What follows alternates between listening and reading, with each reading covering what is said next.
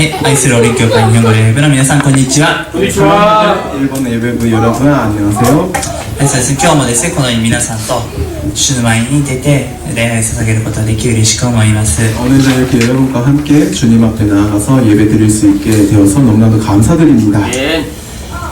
今日の本文を一緒にお読みしたいと思います。 오늘 본문 말씀을 함께 읽도록 하겠습니다. 今日の本文は第一ペテロの手紙2章18節から25節です。 베드로전서 2장 18절에서 25절까지입니다.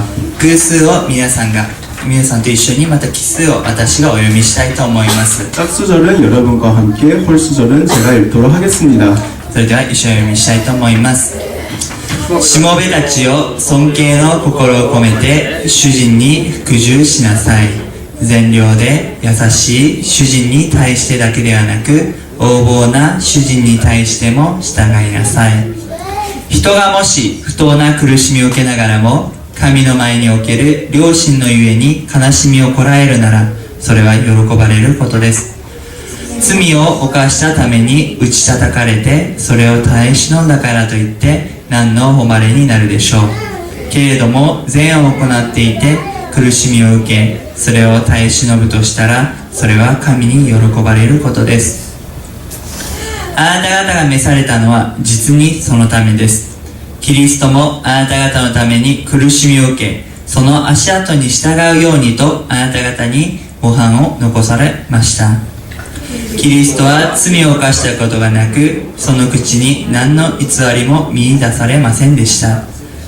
罵られても罵り返さず、苦しめられても脅すことをせず、正しく裁かれる方にお任せになりました。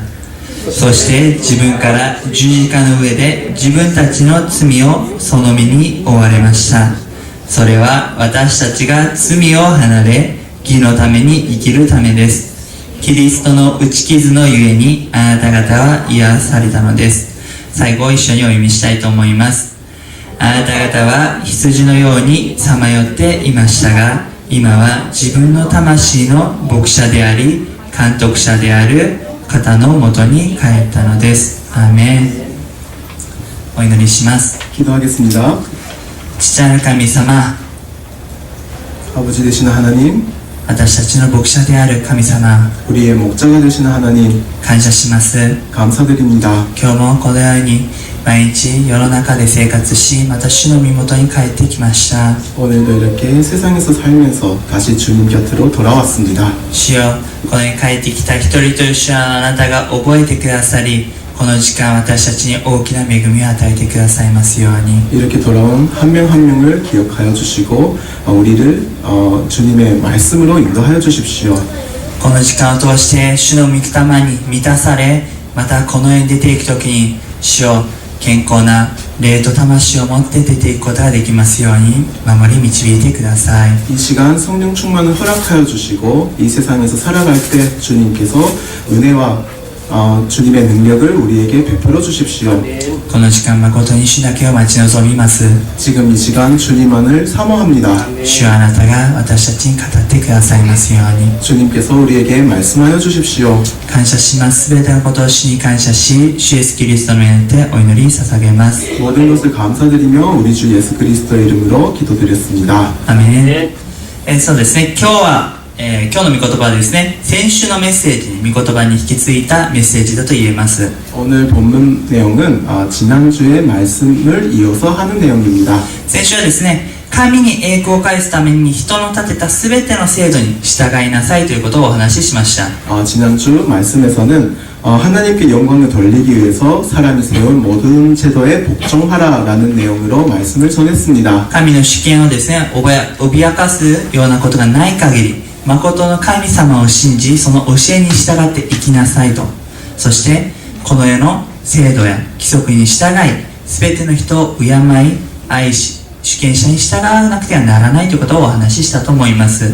하나님의 주권을 침범하지 않는 한 하나님을 믿고 그 가르침을 따르는 자들로서 이 세상 제도야 규칙을 따르고 모든 사람을 존경하고 형제자매를 사랑하고 주권자를 따라야 한다는 뜻이었습니다. 最終的な目的がそのことにより私たちを通して世界が周りの人々が主を知るようになるためであるということの旅でした。 최종적인 목적은 우리의 행실을 보고 이 세상이 주님을 알게 하려 하기 위함이었습니다. それに引き続き今日の本文が出てきます。 이어서 오늘 본문이 나옵니다. 18節をですね、もう一度皆さんと一緒にお読みしたいと思います。 18절을 함께 읽도록 하겠습니다. せーの。しもべたちよ、尊敬の心を込めて主人に服従しなさい。善良で優しい主人に対してだけではなく、横暴な主人に対しても従いなさい。 사환들아 범사에 두려워함으로 주인들에게 순종하되 선하고 관용하는 자들에게만 아니라 또한 까다로운 자들에게도 그리하라. そうですね、何ということが書かれているのでしょうか。 너무 엄청난 내용입니다. ここにですね、しもべたちという言葉が出ています。 여기에는 사환들이라는 단어가 있습니다. 今から約2000年前のローマ帝国にはですね、奴隷制度というものがありました。 지금으로부터 약 2000년 전 로마 제국에는 노예 제도가 있었습니다. ローマという国がですね、大きくなりながら植民地を拡大し、 로마라는 이 나라가 커져가면서 식민지를 확대하고 その植民地から人々を連れてきたり、また借金などによって奴隷の身分に陥った人たちがいました。 그곳으로부터 데리고 온 사람이라든지 빚 때문에 노예가 된 사람들이 있었습니다. 一説によると、約1000万人にも超える奴隷がそのローマ帝国にはいたと言われています。 한 1000만 명 넘는 사람들이 노예로 일하고 있다, 살아가고 있었다라고 합니다. そうですね、奴隷というと皆さんどのようなことを思い浮かべるでしょうか。 이렇게 노예라는 단어를 듣게 되면 어떠한 것을 상상하게 됩니까? ですね、鎖でつながれて集団でですね、重労働をさせられる、そんな方を思い浮かべるではないでしょうか。 쇠사슬에 묶여져서 집단적으로 중노동을 하는 이미지가 있을지도 모릅니다. しかしながらですね、このローマ帝国の奴隷とはですね、その実際とは違っていたわけですね。 하지만 이 로마 제국의 노예는 상상과는 달랐습니다. 奴隷たちはですね、家の管理などを任せられたり、また代価を得てですね、労働や事業をですね、任せられたりしていたわけです。 여기에서 노예들은 집 관리를 하거나 임금을 받으면서 노동이라든지 사업을 했었습니다. もっと知的なことに対して働いていたというわけであります。 지적인 노동도 하고 있었던 것입니다. しかしながらですね、彼らは奴隷であることに変わりはありませんでした。 하지만 그들의 신분이 노예였던 것은 변함이 없었습니다. 奴隷は主人の所有物であります。 노예는 주인의 소유물입니다. ですから主人に従わなければ殺されることもありました。 그렇기 때문에 주인을 따르지 않았으면 죽임을 당하는 일도 있었습니다. 奴隷の人権というものなど存在はしませんでした。 노예에게는 인권은 없었습니다. そのような状態の奴隷に対してですね、ペテロは言います。 이러한 상태의 노예들에게 베드로는 이렇게 말합니다. 主人に服従しなさいと。 주님께 순복하라. その主人が善良であっても横暴であってもであります。 그 주인이 착하거나 까다롭거나 순복하라는 것입니다. 何という言葉でしょうか。 너무나도 어처구니 없는 이야기인 것 같습니다. この言葉を聞くならばありえないと私たちも思うかもしれません。 이 말을 듣게 된다면 있을 수 없다라고 생각할지도 모릅니다. この当時の奴隷たちも同じような気持ちだったではないでしょうか。 이 시대 때 노예들도 같은 마음이지 않았을까요? 善良で優しい主人の下では使いたいけれども、横暴で乱暴なその主人の下で尊敬しながら使えるなんて到底ありえないと思ったことでしょう。 상냥하고 친절한 주인이라면 섬겨도 되지만 까다로운 주인에게는 존경도 하지 못하고 섬기는 것은 더욱더 있을 수 없는 일이다, 이렇게 생각했을지도 모릅니다. でもペテロは次のように語っています。 하지만 베드로는 다음과 같이 이야기했습니다. 従いなさいと。 순복해라 라고. その理由が一体何なのでしょうか。 그러한 이유가 무엇일까요? 19節20節に書かれています。 19절 20절에 있습니다. 一緒にお読みしたいと思います。 함께 읽겠습니다. 人がもし不当な苦しみを受けながらも神の前における良心のゆえに悲しみをこらえるなら、それは喜ばれることです。罪を犯したために打ち叩かれて、それを耐え忍んだからといって何の誉れになるでしょう。けれども善を行っていて苦しみを受け、それを耐え忍ぶとしたら、それは神に喜ばれることです。 부당하게 고난을 받아도 하나님을 생각함으로 슬픔을 참으면 이는 아름다우나 죄가 있어 매를 맞고 참으면 무슨 칭찬이 있으리요. 그러나 선을 행함으로 고난을 받고 참으면 이는 하나님 앞에 아름다움이라. それはただ神に喜ばれることだからという理由であります。 이렇게 하는 이유는 하나님 앞에 아름다운 행실이기 때문입니다. 罪を犯してそれを耐え忍ぶことは当たり前のことですが、 죄가 있어서 매를 맞는 것은 당연한 일입니다. 良いことを行いながらも苦しみを受けるならば、それは神が喜ばれると言っているわけであります。 선을 향해도 고난을 받는다는 것은, 그리고 그것을 참는다는 것은 하나님 앞에 아름다운 것이라는 것입니다.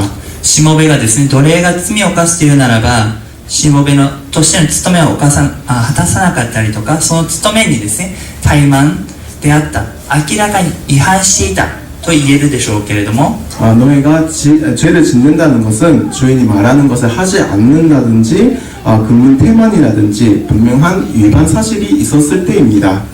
こうしたことでですね、主人に叩かれたからといって、それはですね、ある意味当然なことであります。 이렇게 했을 때 매를 맞는 것은 당연한 일입니다. それを耐え忍んだからといって何か褒美が与えられるわけではありません。 이것을 참았다고 해서 뭔가 칭찬을 받지는 못할 것입니다. しかし正しいことをしたのに、良いことをしたのに打ち叩かれるようなことがあるならば、 하지만 선한 일을 했음에도 불구하고 고난을 받고 매를 맞게 된다면, そしてその苦しみを耐えるとするならば、 이 어려움을 견뎌낸다고 한다면 その報いは神から来るというわけであります。 그 보상은 하나님께서 주신다는 것입니다. 神が喜ばれるというわけであります。 하나님께서 기뻐하신다는 것입니다.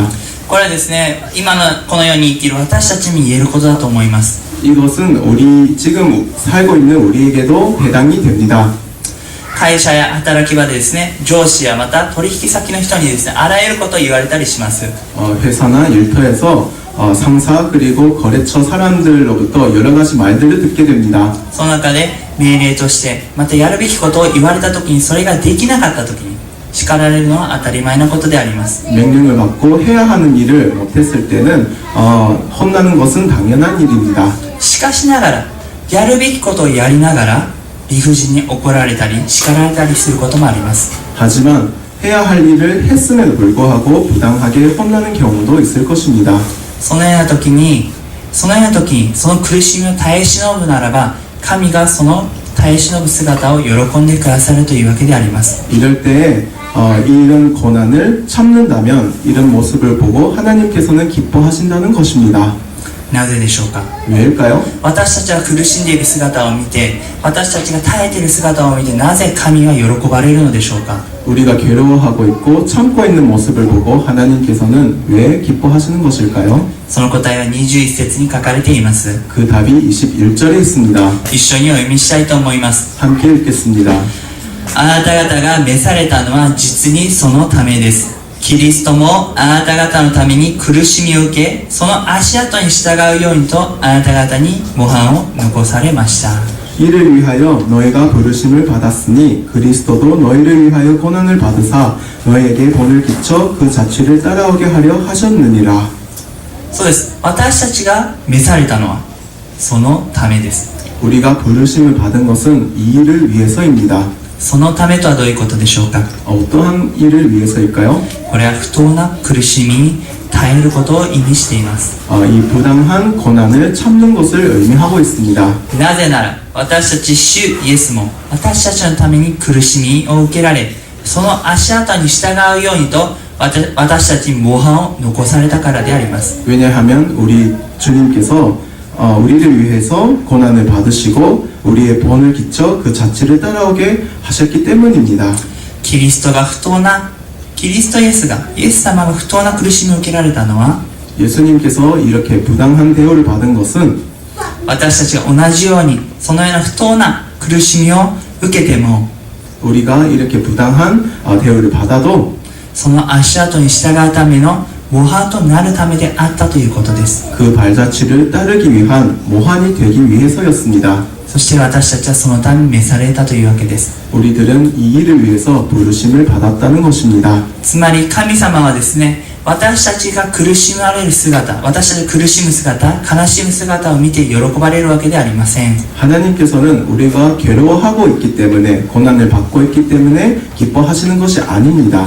神様はですね、主イエスキリストの姿にですね、従っていく姿を見て喜ばれるわけであります。 우리가 예수님처럼 예수님의 모습을 닮아가는 그렇게 행동하는 모습을 보고 기뻐하시는 것입니다. イエス様の足跡に倣っていく私たちの姿を見て神様は喜ぶわけであります。 예수님의 발자취를 따라가는 우리의 모습을 보면서 기뻐하시는 것입니다.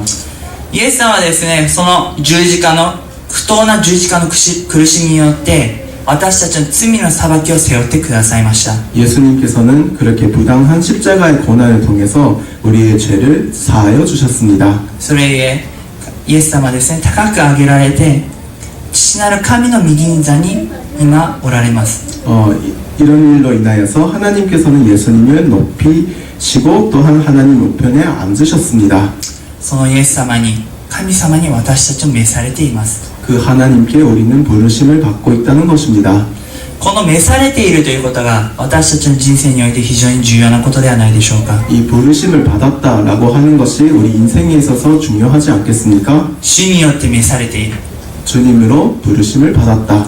私たちが日々歩むときにその道が主によって召されていると確信をいただくならば、 날마다 살아갈 때 그 길이 주님께서 부르심을 받은 길이다라고 확신을 한다면 その道がどんな道であってもどんな困難があっても歩み続けることができると思います。 그런 길이 어떠한 길이라고 할지라도 어떠한 어려움이 있을지라도 걸어갈 수가 있습니다. 主に委ねて歩むことができます。 주님께 맡겨드리며 나아갈 수가 있는 것입니다. しかし逆にその確信がないとするならば 반대로 그 확신이 없다고 하면 それは到底不可能なことであります。 도저히 할 수 없는 일입니다. 神様が私を呼んでくださっているということに気づいたその瞬間から 하나님께서 나를 부르시고 있다는 것을 느꼈을 때부터 私たちのクリスチャン生活は始まります。 우리들은 크리스찬으로서 살아가게 됩니다. イエス様が私たちに目を留め 예수님께서 우리에게 눈을 두고 私の名を呼び 나의 이름을 부르고 召してくださったために 부르셨기 때문에 この方についていくのです。 이분을 따라가는 것입니다. これが分からなかったならばついていくことなど到底できません。 이것을 모른다면 도저히 따라갈 수가 없습니다.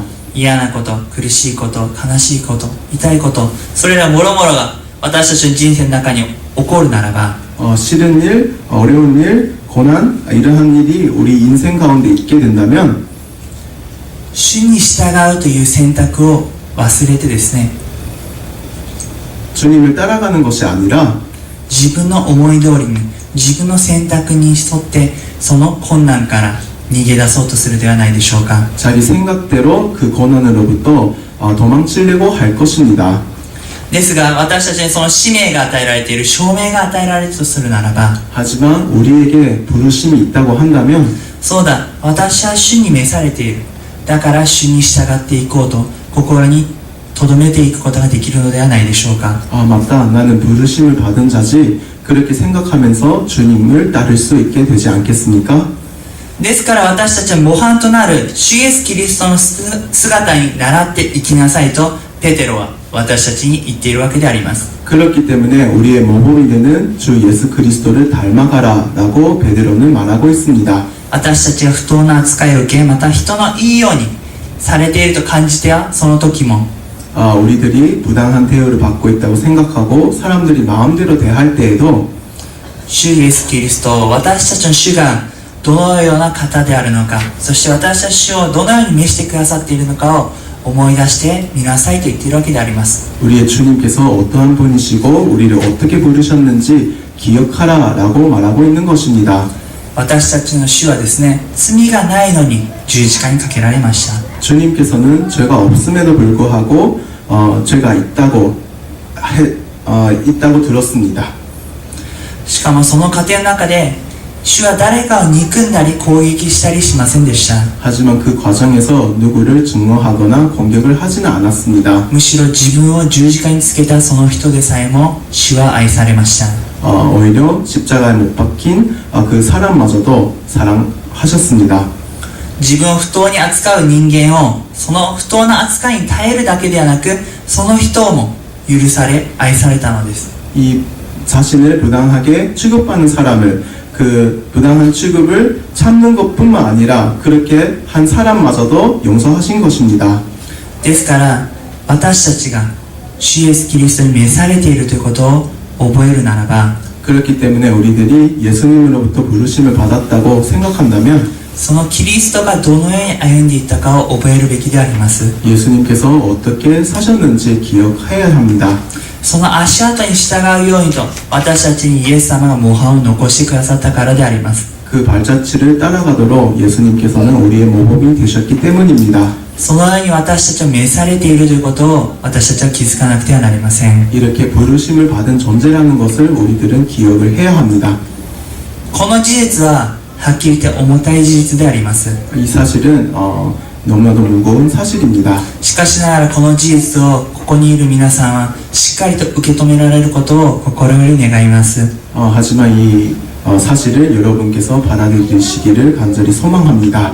それだけでなくしっかりとその足跡に沿って歩まれることを心より願います。 그것뿐만 아니라 그 발자취를 따라서 걸어가시기를 간절히 소망합니다. では主イエスキリストが私たちに残してくれた模範として残してくださったその姿とはどのような姿でしょうか。 그렇다면 예수님께서 우리의 모범이 되신 그 모습은 어떠한 모습이었을까요? 詳しくその姿を見ていきたいと思います。 자세히 보도록 하겠습니다. 22節から24節であります。 22절에서 24절까지입니다. 一緒にお読みしたいと思います。 함께 읽겠습니다. キリストは罪を犯したことがなく、その口に何の偽りも見出されませんでした。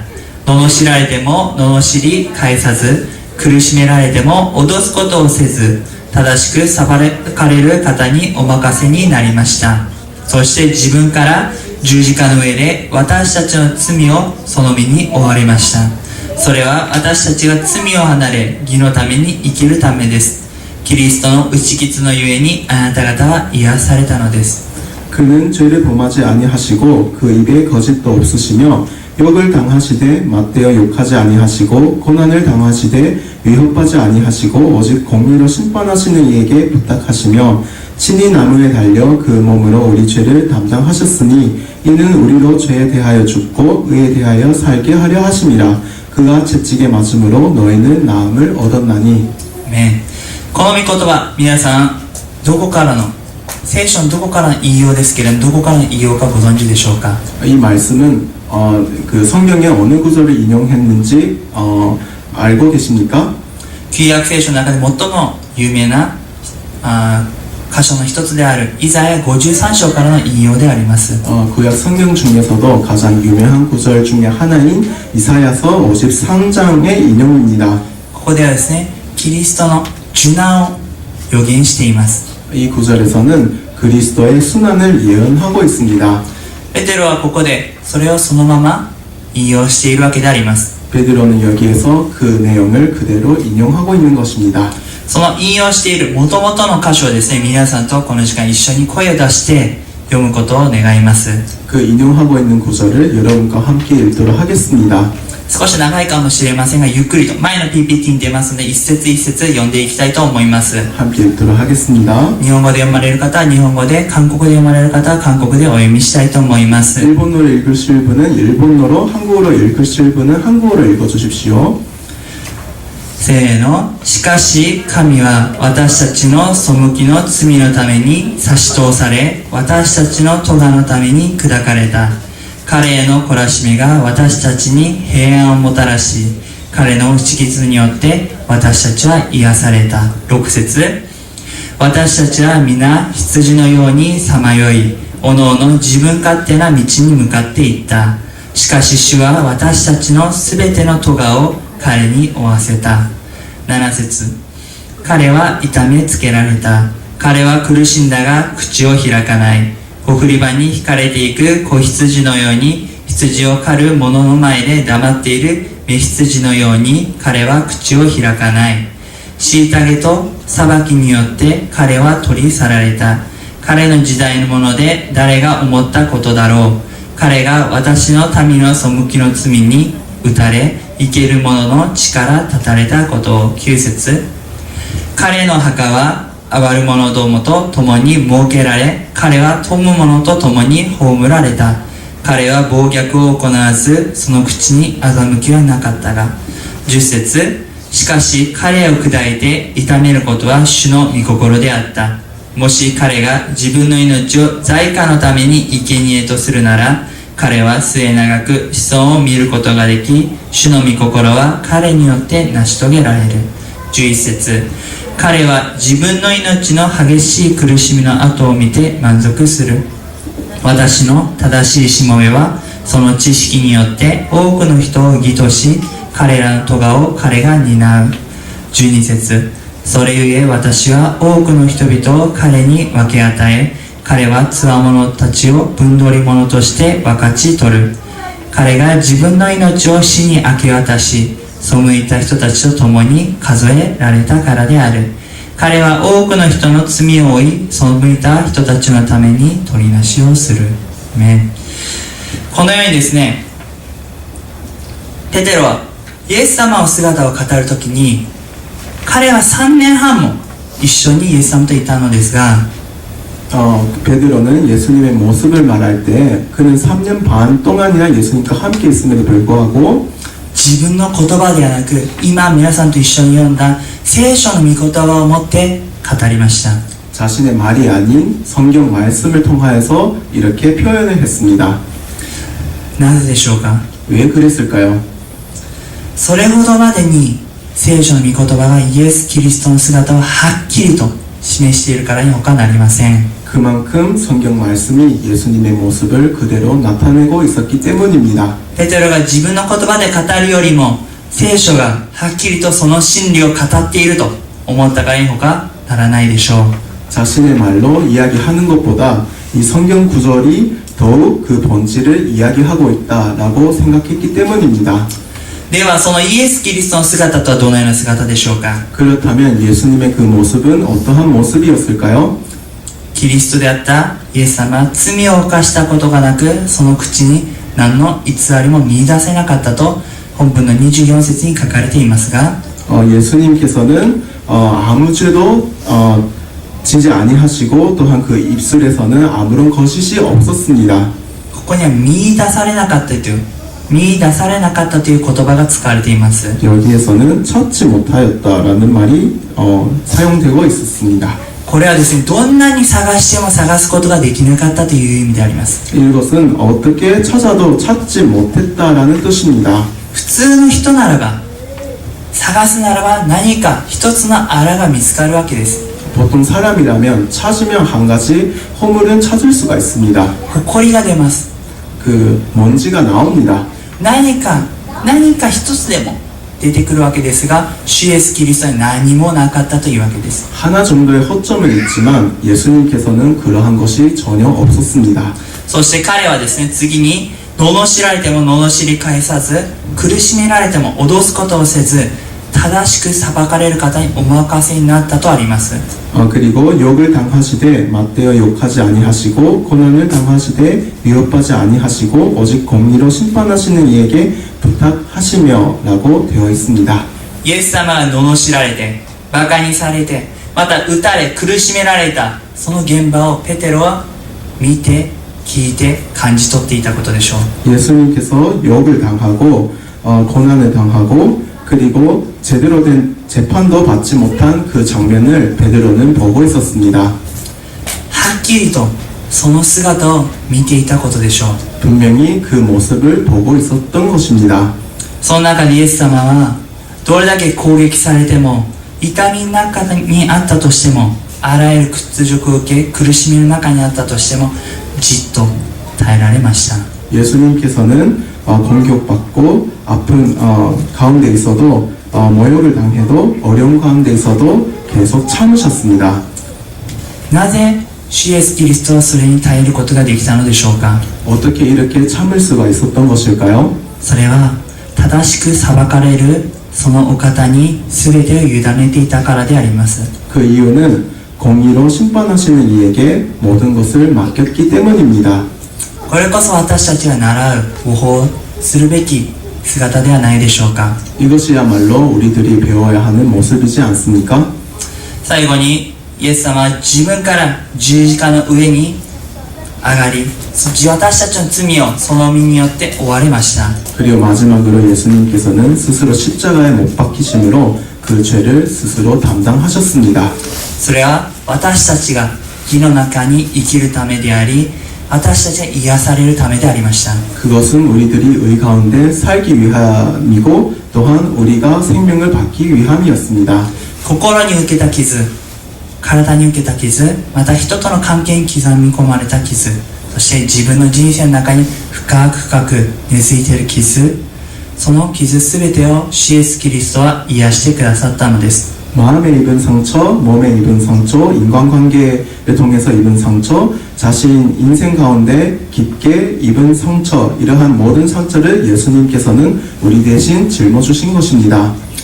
でも今実際にですね、心や体に傷を負っていらっしゃる方がいらっしゃるかもしれません。 지금도 실제로 몸이나 마음에 상처가 있는 분이 계실지도 모릅니다. 今もその傷が癒されていないと思う方がいらっしゃるかもしれません。 아직도 그 상처가 치유받지 못했다라고 생각하시는 분들도 있을지도 모릅니다. ここで言っているのは、それらの傷の根本的な存在である罪が許されたというわけであり、罪によって罪が癒されたということを言っているわけであります。 여기서 말하고 있는 내용은 이러한 상처의 근본적인 원인이 되는 죄가 사하여졌다는 것입니다. あらゆる傷の根源は罪から生まれると言っても過言ではありません。 모든 상처의 근원은 죄에 있다고 말해도 과언은 아닙니다. その傷の源である罪が許されたわけであります。 그 상처의 근원이 되는 그 죄가 용서받았다는 것입니다. そして主によってその傷が癒され平安をいただくようになるのです。 주님으로 말미암아 상처가 치유되고 평안을 얻었다는 것입니다. これこそ私たちが習うべき主イエスキリストの姿ではないでしょうか。 이것이야말로 우리가 배워야 하는 예수님의 모습입니다. 私たちがですね、どのようにして主イエスキリストの姿を知っていって習うことができるのでしょうか。 어떻게 하면 그 모습을 닮아갈 수가 있을까요? それはですね、十字架について考えることであります。 그것은 십자가에 대해서 생각하는 것입니다. 今ペテロは主人に対しての話をしていました。 지금 베드로는 주인에 관한 이야기를 하고 있었습니다. それがいつの間にか十字架に関しての話になっています。 그것이 십자가의 이야기로 바뀐 것입니다. これは何もペテロがですね、話が下手でいきなり話が飛んでしまったというわけではないのです。 이것은 베드로가 이야기를 잘못해서 갑자기 십자가 이야기를 시작한 것이 아닙니다. すべての話のすべての結末は、すべての行き着く先は十字架であるということです。 모든 이야기의 결말은 가야 하는 곳은 십자가라는 것입니다. そのことをこの本文で明らかにしているわけです。 그것을 본문을 통해서 말하고 있는 것입니다. そして十字架の血によってあがなってくださった私たちの本当の主人が誰であるのかを私たちに教えているわけであります。 그리고 십자가의 보혈로 우리의 죄를 사하여 주신 진짜 주님이 누구신지 우리에게 말하고 있는 것입니다. 私たちの誠の主人は誰でしょうか。 우리의 진짜 주인은 누구일까요? 私たちがしもべ奴隷だとしたら私たちの主人たちでしょうか。 우리가 종이라고 한다면 우리의 주인은 누구일까요? また私たちは会社で勤めていたり、また社会普通の働きでこの世で働いているとするならば、私たちの社長が私たちの主人でしょうか。 우리가 직장에서 일하고 있거나 일터에서 일하고 있다고 한다면 우리의 사장이 되시는 분은 누구일까요? 私たちの世の中の社長はですね、主人は社長かもしれません。 우리에게 있어서 이 세상의 사장은 주님입니다. ですね、この世の主人はですね、社長かもしれませんが、誠の主人はですね、主イエスキリストであります。 이 세상의 주인은 사장일지도 모르나 진짜 주인은 예수 그리스도뿐입니다. 私たちをご自分の体までを犠牲にして救ってくださったその方こそ本当の私たちの主人であります。 자기의 목숨을 아끼지 아니하시고 우리를 구원해 주신 분이 바로 우리의 주님이십니다.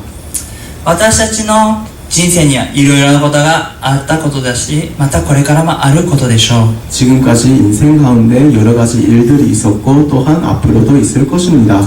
しかしそれらの一番重要なところは十字架に行き着き、そして主イエスキリストに行き着くわけであります。 중요한 것은 나중에는 십자가에 도달되고 예수님께 도달된다는 것입니다.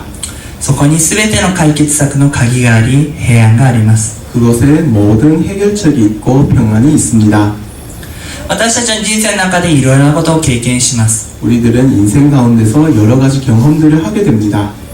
時には悲しいこと、辛いこと、苦しいこと、信じられないこと、あらゆることが起きると思います。 너무나도 힘든 일, 너무나도 힘든 고난, 믿을 수 없는 일, 이러한 일들이 우리 인생 가운데 일어나게 됩니다. しかしながらそれら全てが誠の主人である主の御手によって導かれていることを皆さん覚えてください。 하지만 이러한 모든 일들이 주님의 계획 안에 있다는 것을 잊지 말아 주십시오.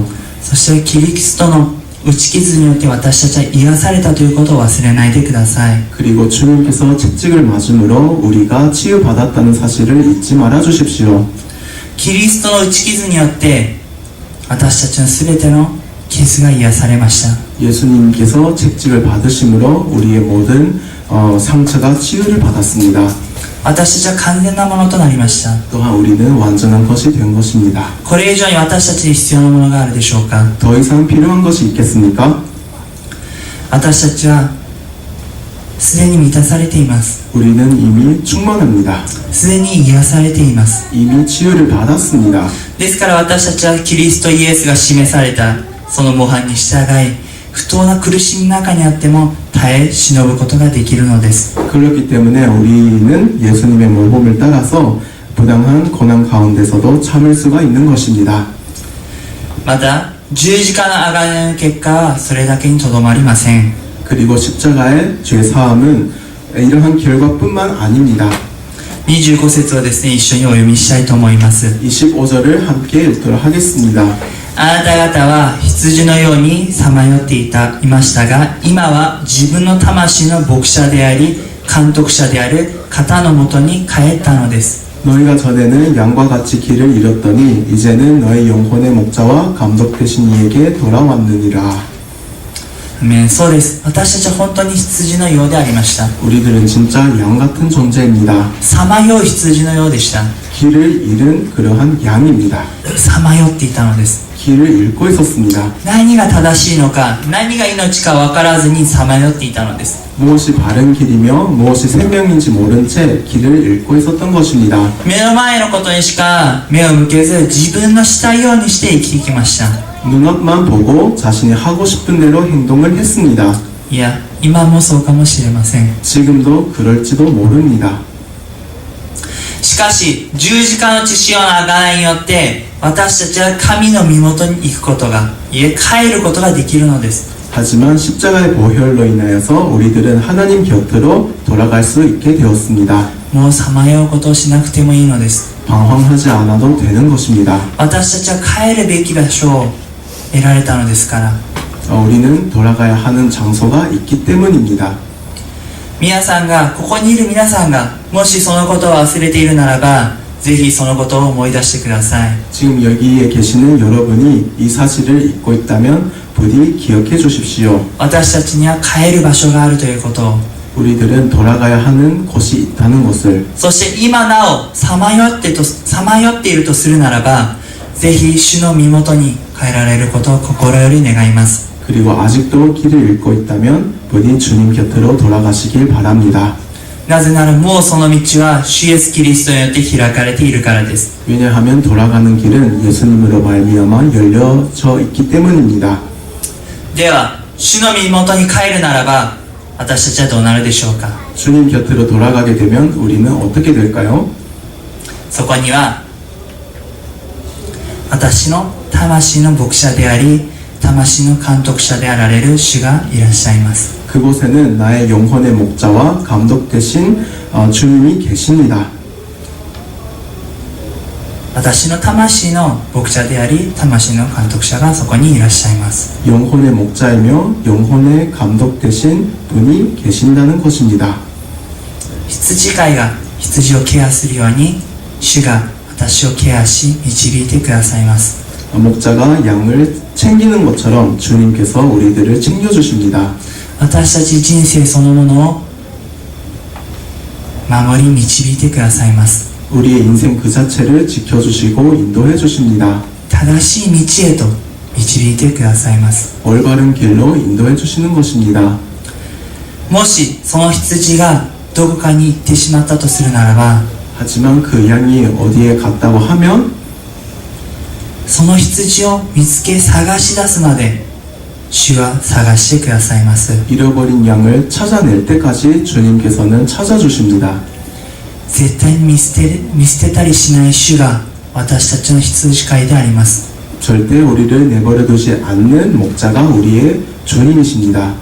ずっと探してくださり、ずっと導いてくださる方が私たちを待っています。 계속 찾아주시고 계속 인도해 주시는 분이 우리들을 기다리고 있습니다.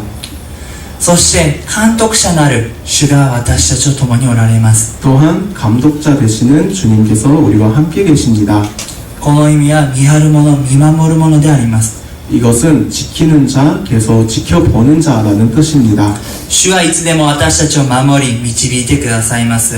주님께서는 늘 우리를 지켜주시고 인도해 주십니다. 主は常に私たちのそばにいてくださいます。 주님께서는 늘 우리와 함께 계십니다.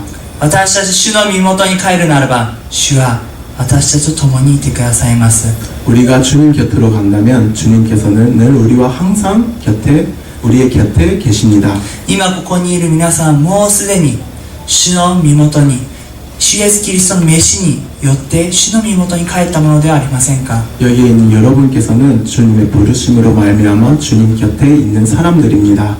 主イエスキリストを覚えて生きていきましょう。 예수님을 기억하면서 살아갔으면 좋겠습니다.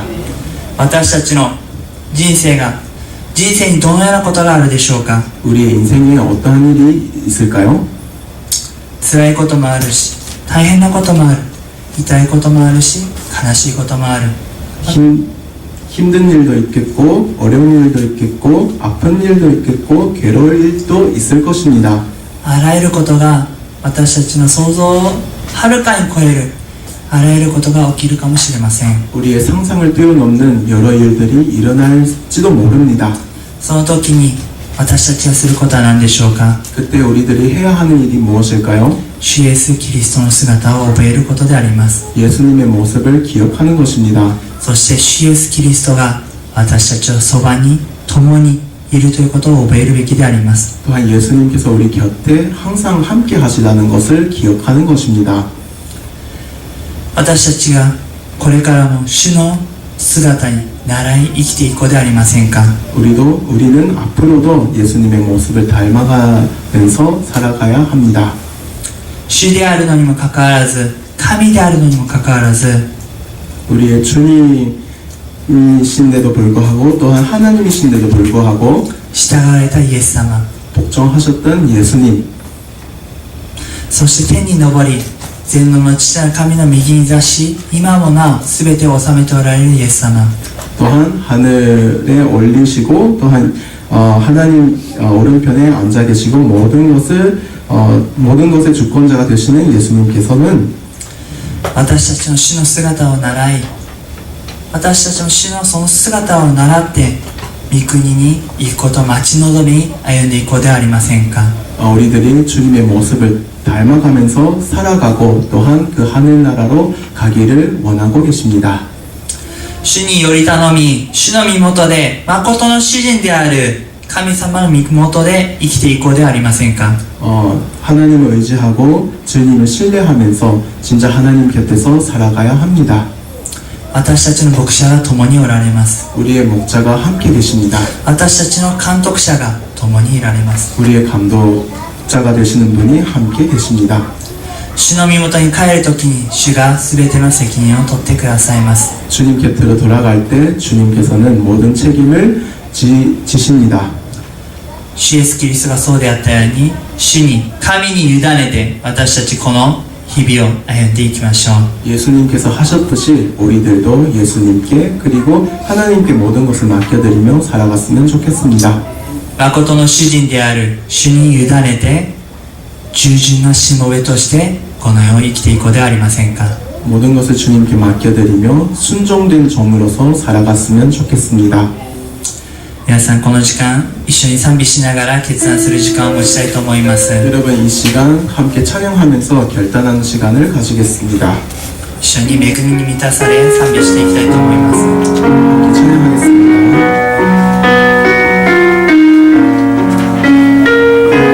恵みに満たされ、恵みに満たされ、罪を脱ぎ捨て、苦しきこの世も御国と変わり、主を知る前には、主を知る前には、御国は遥かに、主を知る今では日々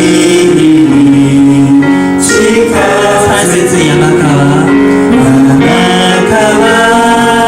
あれのもいよいや白でも主イエスを迎えていずこも主の国ハレルヤハレルヤたたえよ我が罪許され主と共に歩めばいずこも主のハレルヤたたえよハレルヤたたえよ我が罪許され主と共に歩めばいずこも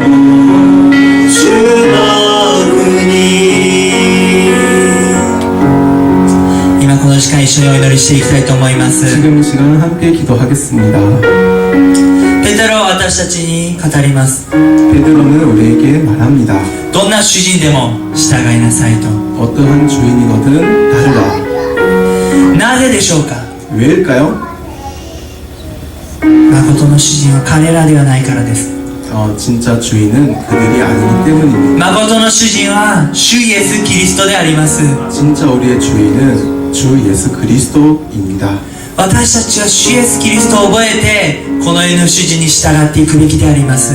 우리들은 주 예수 그리스도를 생각하면서 이 세상 주인들을 따라야 합니다. 罪許されたことを覚えて恵みに満たされ主の国を作っていこうではありませんか。 죄 사함을 받았다는 것을 기억하며 성령 충만으로 은혜 충만으로 하나님 나라를 만들어 가야 합니다. 主と共に日々日々歩んでいこうではありませんか。 주님과 함께 살아갔으면 좋겠습니다. 主の従順なしもべとして日々日々歩まれることを願います。 주님의 순종한 종으로서 하루하루 살아가시길 축원합니다. 今この時間一緒に主よあなたの身元に行きます、あなたに従っていきますと決断しお祈りする時間を持ちたいと思います。 지금 이 시간 주님 곁에 가겠습니다. 주님과 함께 하겠습니다. 라고 결단한 시간을 가지겠습니다. 一緒にお祈りしていきましょう。 함께 기도하겠습니다.